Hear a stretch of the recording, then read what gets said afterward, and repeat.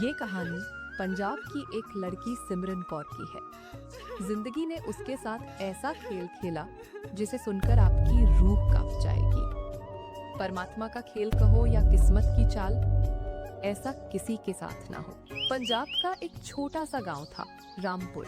गांव में सुबह होते ही बुजुर्ग लोग चौपाल पर इकट्ठे होकर बातें करते, हंसी मजाक करते और सब मिलजुल कर रहते थे।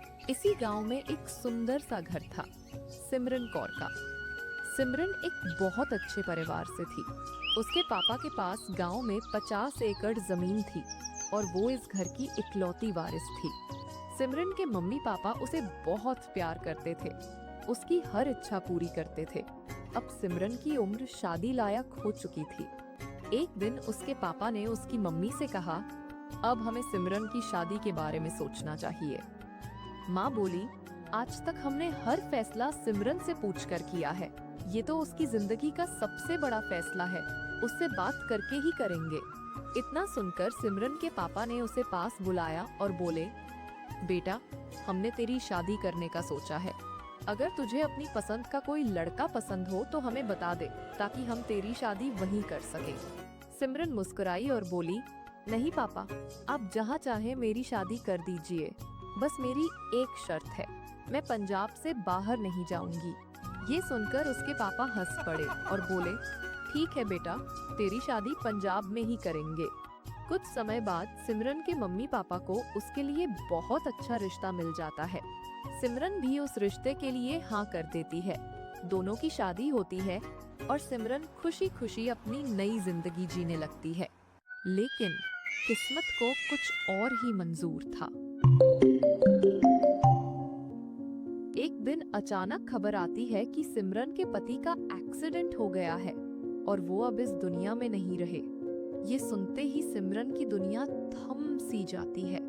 वो जोर जोर से रोने लगती है और परमात्मा से कहती है, हे परमात्मा, मैंने ऐसा क्या किया जो मुझे इतनी बड़ी सजा दे दी आपने। ये खबर जब उसके मम्मी पापा को मिलती है तो वो भी टूट जाते हैं। वे दौड़कर सिमरन के पास आते हैं।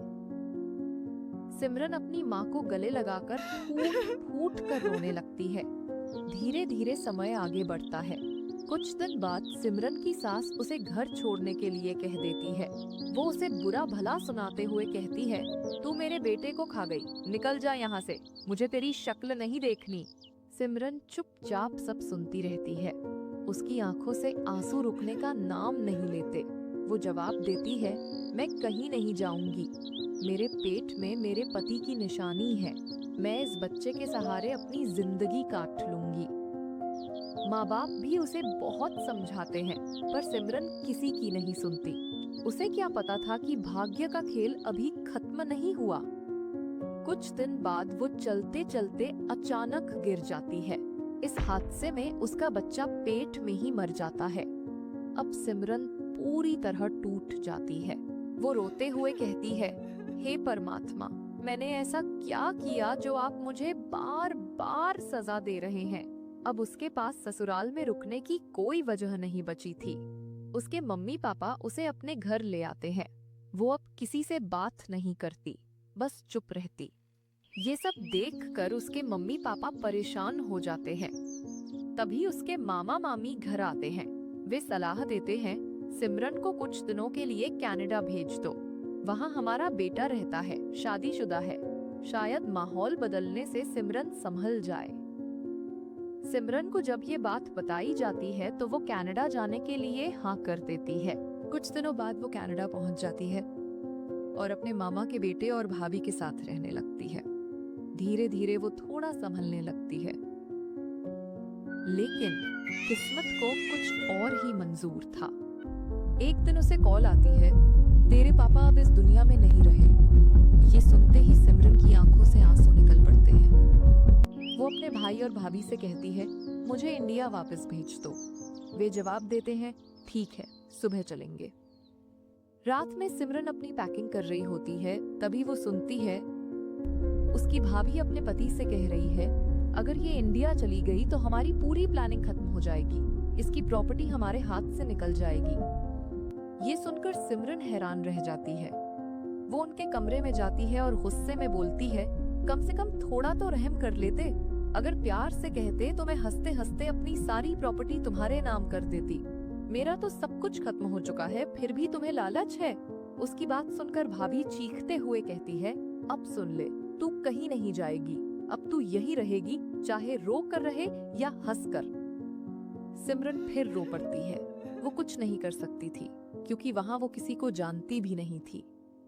उसके भाई और भाभी उसे धमकी देते हैं, अगर तू किसी को कुछ बताने गई तो हम सबको बता देंगे कि तू पागल है, कोई तेरी बात नहीं मानेगा। वो चुपचाप सब सहती रहती है।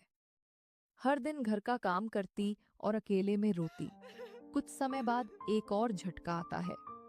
इंडिया से कॉल आती है कि उसकी माँ भी अब नहीं रही।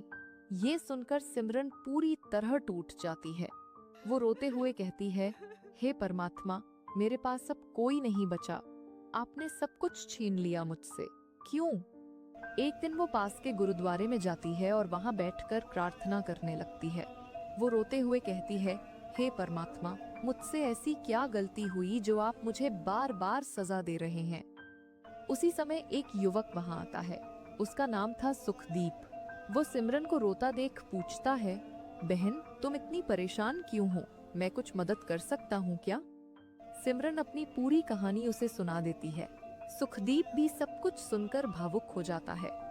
वो तुरंत सिमरन को लेकर पुलिस स्टेशन पहुंचता है, लेकिन वहां पुलिस सबूत मांगती है।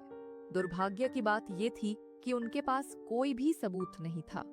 सिमरन कौर के पास अपनी भाभी द्वारा की गई मारपीट, गाली गलौज या उसे तंग करने का कोई प्रमाण नहीं था। जब सिमरन का भाई और भाभी नौकरी से घर लौटते हैं तो देखते हैं कि सिमरन गायब है। उन्हें शक होता है कि वो गुरुद्वारे गई होगी। वे वहां पहुंचते हैं और पूछताछ करते हैं। वहां उन्हें पता चलता है कि वो एक लड़के के साथ पुलिस स्टेशन गई है। दोनों वहां पहुंचते हैं और एक्टिंग करने लगते हैं, जैसे वे सिमरन का बहुत ख्याल रखते हों।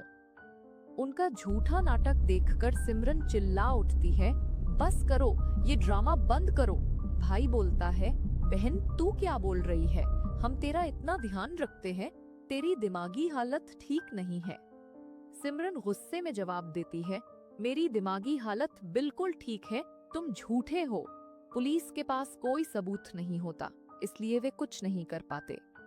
भाई भाभी उसे वापस घर ले आते हैं। सुखदीप ये देखकर सोचता है, अब इस लड़की को किसी भी हाल में यहाँ से निकालना होगा। वो एक दिन घर के बाहर इंतजार करता है। जैसे ही दोनों नौकरी पर जाते हैं, सुखदीप अंदर आता है।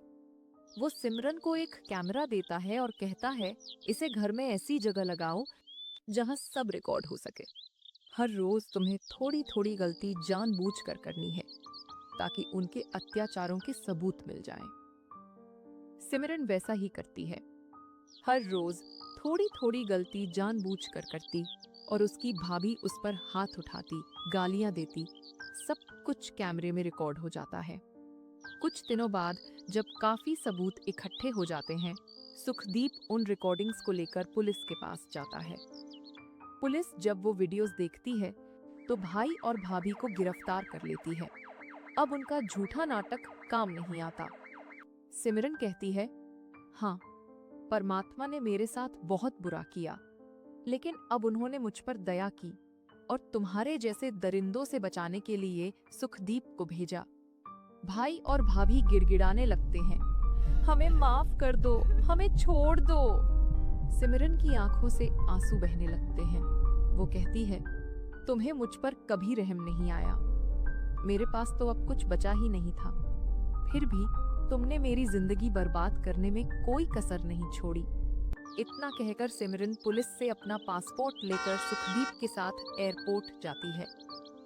वो वापस इंडिया लौट आती है। घर लौटकर वो रो पड़ती है, क्योंकि जब वो कनाडा गई थी तब उसके मम्मी पापा जिंदा थे, और अब जब लौटी उसकी पूरी दुनिया उजड़ चुकी थी। समय बीतता गया, धीरे धीरे जख्म भरने लगे। कुछ महीनों बाद एक दिन सुखदीप का फोन आता है। वो सिमरन को शादी के लिए प्रपोज करता है। सिमरन हैरान होकर कहती है, मैं एक विधवा औरत हूँ, आपके मम्मी पापा मुझे कभी स्वीकार नहीं करेंगे। सुखदीप मुस्कुराकर कहता है, आपको कुछ सोचने की जरूरत नहीं है। मैंने सब कुछ अपने मम्मी पापा को बता दिया है। उन्होंने कहा है, बेटा, अगर वो लड़की तैयार है तो हमें कोई एतराज नहीं। बीते पल तो हम नहीं बदल सकते, पर आने वाला पल उसे खुशियां दे सकता है। ये सुनकर सिमरन की आंखों से फिर आंसू निकल आते हैं। वो कहती है, एक मेरे अपने थे जिन्होंने मुझे धोखा दिया, और एक आप हैं जो एक अजनबी होकर भी मेरे हमसफर बन गए। सुखदीप कहता है, मुझे पता है आपको पंजाब से प्यार है। अगर आप चाहें तो मैं यहीं आ जाऊं। सिमरन मुस्कुराती है, नहीं, आपने मेरे लिए इतना कुछ किया, अब मैं आपकी खातिर अपनी ये इच्छा छोड़ सकती हूँ। मैं आपके साथ कनाडा चलूंगी।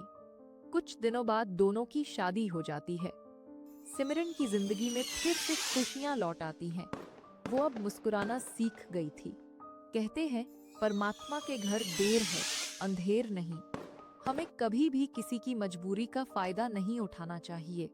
हर इंसान के सुख दुख में साथ देना चाहिए, ना कि उसका फायदा उठाना चाहिए। दोस्तों, अगर आपको ये कहानी पसंद आई हो तो इसे लाइक करें, शेयर करें और चैनल को सब्सक्राइब करना ना भूलें। धन्यवाद।